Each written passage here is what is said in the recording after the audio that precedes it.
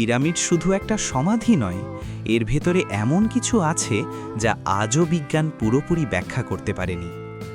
অথবা বললে কেমন হয় যে পিরামিড তৈরির প্রযুক্তি আজও আমাদের কাছে পুরোপুরি পরিষ্কার না? বিশ্বাস করবে?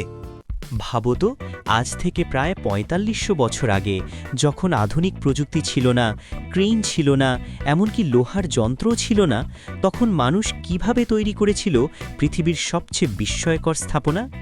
আজ আমরা জানব পিরামিডের রহস্য কী। পিরামিড বলতেই সবার আগে মনে আসে মিশরের গ্রেট পিরামিড অফ গিজা। এটি তৈরি করা হয়েছিল প্রায় খ্রিস্টপূর্ব ২৫৬০ সালে ফেরাউন খুফু এর সমাধি হিসাবে। এই পিরামিডের উচ্চতা ছিল প্রায় ৮৮১ ফুট, যা ৩৮০০ বছর ধরে পৃথিবীর সবচেয়ে উঁচু স্থাপনা ছিল। সবচেয়ে অবাক করার বিষয় হল এতে ব্যবহার করা হয়েছে প্রায় ২৩ লাখ পাথরের ব্লক, আর প্রতিটি ব্লকের ওজন ২ থেকে ১৫ টন পর্যন্ত। তাহলে প্রশ্ন হল, এত ভারী পাথর তারা কিভাবে তুলেছিল?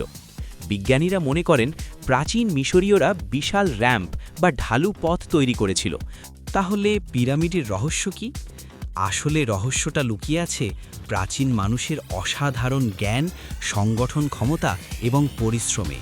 হাজার হাজার শ্রমিক, সুনির্দিষ্ট পরিকল্পনা আর জ্যোতির্বিজ্ঞানের জ্ঞান মিলিয়ে তৈরি হয়েছিল এই বিস্ময়।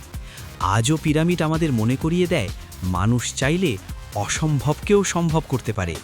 এমন আরও অজানা ও রহস্যময় তথ্য জানতে আমাদের চ্যানেলটি সাবস্ক্রাইব করতে ভুলবে না। পরবর্তী ভিডিওতে আমরা জানব আরেকটি চমকপ্রদ ইতিহাসের রহস্য।